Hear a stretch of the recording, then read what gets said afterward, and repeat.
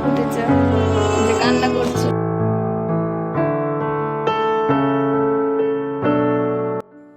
Good morning everyone, কেমন আছো সকলে? আশা করছি সকলে তোমরা ভীষণই ভালো আছো।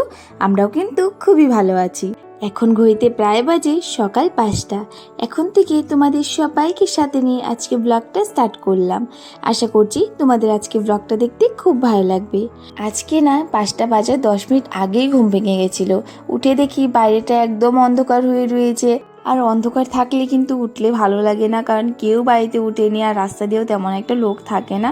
আমার খুব ভয় লাগে, তো সেই কারণে আর কি বাইরে দিয়ে একটু দাঁড়িয়েছিলাম। আর হাত মুখ ধুতে ধুতেই দেখি প্রায় অন্ধকারটা কেটে গেছে। তারপরে আমি চলে গিয়েছিলাম রাস্তায় 10-15 মিনিট হেঁটে তারপরে যখন আমি বাড়িতে চলে এসেছি।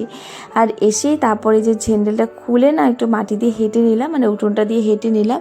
আর এখন তো 7টা দিন কেটে যায় কিন্তু মাটি পাড়ানোই হয় না, তো সেই কারণে খালি পায়ে আর কি হেঁটে নিয়েছি। তারপর দাঁড়িয়ে একটু ব্যায়াম করলাম। আর এখানে আমি চলে এসেছি আমার মানে বাসি কাজবাজ সারার জন্য। তো সকালে ঘুম থেকে উঠে কিন্তু আমরা এই যে রান্নাঘরে এসে আর কি গ্যাসটা মুছে নিই। গ্যাসটা মুছে তারপর আর কি বাদ বাকি কাজ করি। রান্নাঘরে জল টল আনতে হয়, কারণ আমাদের কলপার থেকে জল এনে ফিল্টার করে খাওয়া হয়। ফিল্টারে জল দেওয়া, রান্নাঘরে জল আনা, এইসব কাজ আর কি থাকে। তো এখানে দেখো গ্যাসটা ভালো করে মুছে কিন্তু আমি জল নিয়ে চলে আসলাম রান্নাঘরে। আর এখন চলে যাব ঘরটা ঝাড় দিতে। আর মা উঠে পড়েছিল, মা উঠে ব্যায়াম করছিল আর আমি এখানে ঘরগুলো ঝাড় দিয়ে মানে বাসি ঘরগুলো ঝাড় দিয়ে আর কি তারপরে আমি আবার একটু বসে যোগা করব। আর আজকে তো মহালয়া, সকালটা বেশ ভালো যাচ্ছিল। সকালে ঘুম থেকে ওঠার সাথে সাথেই কিন্তু কানে সেই মহালয়ার গান বাজছিল। বেশ ভালো লাগছিল, কারণ মনে হচ্ছিল বারবার যে হ্যাঁ দুর্গাপূজার মাত্র কয়েকটা দিন চলেই আসলো। আগে মহালয়ার দিন আমরা সবাই মিলে সকাল সকাল ঘুম থেকে উঠতাম আর টিভিটা চালু করি সবাই বসে বসে টিভি দেখতাম, মহালয়া দেখতাম আর কি। এখন তো আর দেখাই হয় না মহালয়া। আজকেও ঘরে মা চালু করেছিল, কিন্তু সকালে একটু হওয়ার পর আমি আর দেখতেই পারিনি। কাজে বাজ ছিল আর তাড়াতাড়ি না করলে আবার আরও অনেক কাজে দেরি হয়ে যায়। তো ওখানে একটু দাঁড়িয়ে 5 মিনিটের মতো দেখেছিলাম। আর তারপর বাবা এসে তো দেখি বন্ধই করে দিয়েছে, আর দেখাই হয়নি মহালয়াটা। আর যাই হোক, তারপর আমি একটু মোবাইলে পরে গিয়ে দেখে নিয়েছিলাম। আগের না সেই দিনগুলো এখন আর নেই। আগে যেমন সবাই বসে একসাথে দেখতাম, সব কিছু মজা করতাম, কিন্তু এখন আর সেই দিনগুলো নেই। সবাই আর কি তাই বলছিলাম মহালয়ার দিন আমরা কত মজা করতাম, কিন্তু এখন দেখো তেমনভাবে কোনো কিছুই নেই। দিন যাচ্ছে সব যেন একদম শেষ হয়ে যাচ্ছে। আমার তো মনে হয় আগের দিনগুলোই খুব ভালো ছিল। দিন যাচ্ছে আর জানি না কেন সব চেঞ্জ হয়ে যাচ্ছে। মধ্যে কিন্তু আমার ঘরটা ঝাড়া হয়ে গেছে। ঘরটা ঝেড়ে আমি এই যে বসে পড়লাম একটু যোগা করব। আর এই ঘরে এসে যোগা করতে বেশ ভালো লাগে, কারণ জানলাটা খুলে দিই না, খুব সুন্দর হাওয়া আসে। হাওয়াটা আসলে শরীরে লাগলে বেশ ভালো লাগে। আর সকাল সকাল আমার এখন রোজ দিনের ডিউটি বলতে পারো, এটা আমি রোজ দিনই করি।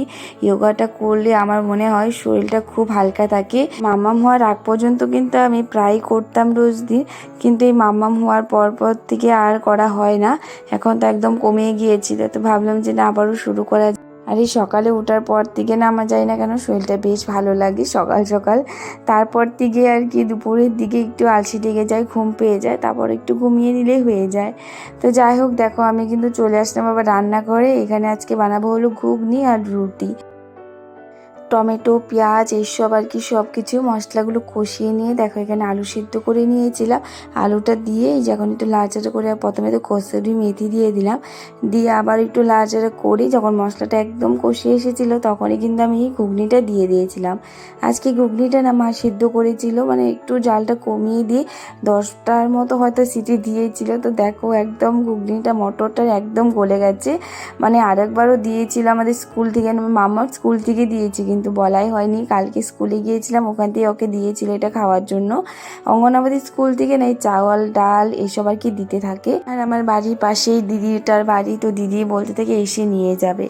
তো যাই হোক, তারপর আমি ঘুগনিটা বানিয়ে বরকেও দিয়ে দিয়েছিলাম খাওয়ার জন্য। ও খেয়ে দিয়ে যখন চলে যাবে দোকানে, তার আগে তো মাম্মামকে আদর করতেই হবে।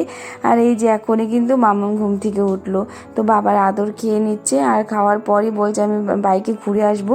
তোর বাবার সাথে কিন্তু আবার বাইকে ঘুরে দেখো কি খুশি, মানে কি বলবো। তারপর ওকেও খাইয়ে দাইয়ে তারপর আবার রেডি করে দিয়েছিলাম আমাকে স্কুলে নিয়ে যাব তার জন্য। আজকে মহালয়ার সাথে সাথে কিন্তু গান্ধী জয়ন্তীও ছিল, সেই কারণে স্কুলে নিয়ে যাচ্ছি। প্রথমে বলেছিল স্কুল বন্ধ, তারপর বললো যে স্কুলে ফটো উঠাবে, সেই কারণে যেতে হবে। তাড়াতাড়ি করে দেখো আমি রেডি হয়ে যাচ্ছি, মানে সকালে উঠে তো ভেবেছিলাম স্কুলে যাব, তাড়াহুড়ো করছিলাম। তারপর আবার দিদি ফোন করে বললেন না আজকে যেতে হবে না। তারপর আমি কাপড় টাপড় ধুলাম, ধোয়ার সাথে সাথে আবার ফোন করলো যে 10 মিনিটের মধ্যে চলে আসো। তো তার জন্য দেখো মামাকে তাড়াতাড়ি করে রেডি করে নিচ্ছি, তারপর আমিও তাড়াতাড়ি করে রেডি হয়ে বেরিয়ে পড়বো।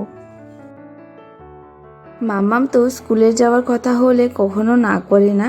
তো এখানে দেখো ওকে বলার সাথে সাথে জলদি করে নিজেই রেডি হওয়া শুরু করে দিয়েছে। আর কখনো কখনো নিজেই রেডি হবে, তো নিজে তো রেডি হতে পারেই না, জোর করে নিজে রেডি হবে। তো আজকেও তেমনটা করছিল, তো তারপর ওকে রেডি করিয়ে জলদি করে আসলাম।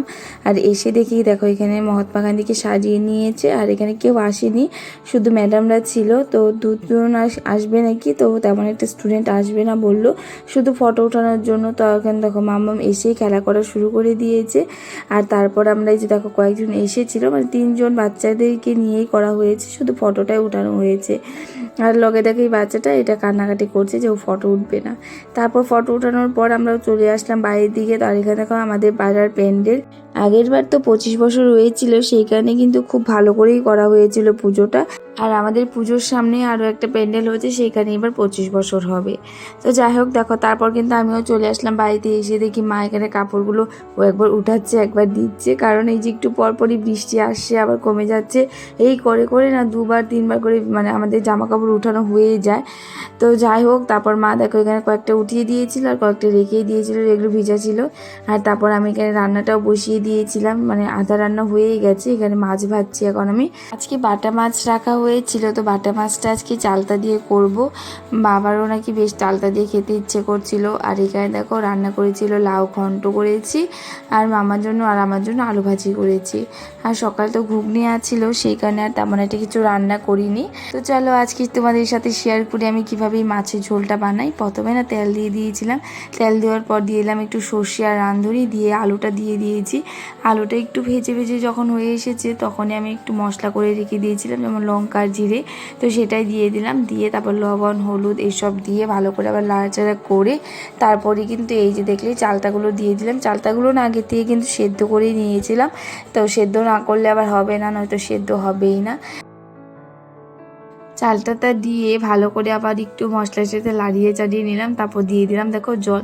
একদম হালকা করে বানিয়েছি, মানে তেমন একটা মশলা নেই, একদম পাতলা ঝোল করেছি আর কি। তো তারপর আর কি মাছগুলো একটু পরে দিয়ে দেবো, যখন এই যে তরকারিটা একটু ফুটে আসবে তখনই দিয়ে দেবো। তো দেখো তরকারিটা কিন্তু ফুটে গেছে, ফুটার পর আমি মাছগুলো দিয়ে দিলাম, মাছটা দিয়ে একটু লাড়াচাড়া করেই নামিয়ে নেব। আর এখানে আলু দিয়েছিলাম, আলুগুলো কয়েক টুকরো আর কি গালিয়ে দেবো, তাহলে তরকারিটা একটু ভালো হয়, গ্রেভি গ্রেভি হয় আর কি। যাই হোক দুপুরে খাওয়া দাওয়া করলাম, করে তারপর দেখো মামাম তো আজকে ঘুমায়নি। তো ওই যে ওর বাবাও এসেছিলো ভাত খেতে, ওর বাবাও খেয়ে দিয়ে চলে যাচ্ছে। তো মামাম বায়না ধরেছে ওর বাবার বাইকে ঘুরবে। তো এই যে দেখো মানে কি বলবো, মানে একদিকে ঘুরিয়ে নিয়ে এসেছে, হয়নি ওর, আরও এক সাইড ঘুরিয়ে নিয়ে আসতে হবে। তারপর ঘুরে টুরে দেখো বাড়িতে এসেছে, আর আসার পরই আমার সাথে জানি না কেন রাগ করেছে, মানে এখন ওর ঘুম পেয়ে গেছে সেইখানে আর কি রাগ করে রয়েছে। আর এখানে কাঁদছে, আর দেখো আমার দিকে যে মুখে ঘুরাচ্ছে না, মুখ এই দিকে ঘুরিয়ে রাখছে। ঘোরা একটু দেখি মুখটা, ঘোরা ঘোরা, দেখি দেখি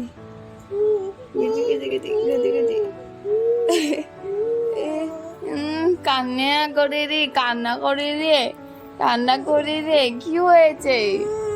হ্যাঁ কি? ওই দেখো মুখ ঘুরিয়েছে, দেখি মুখটা, ও রাগ উঠলে দেখো এভাবে ঘুরে থাকে। কি হয়েছে? ঘোরো। তো দেখো মামাম তো আমাদের ঘুরছেই না, এখানে কি কান্না করছে, একটু একটু করে কান্না করছে আর হাসছে। তো চলো আজকের জন্য কিন্তু এতটুকুই। তোমাদের আজকে ব্লগটা কেমন লেগেছে কমেন্ট করে বলো। আজকের জন্য টাটা, রাধে রাধে।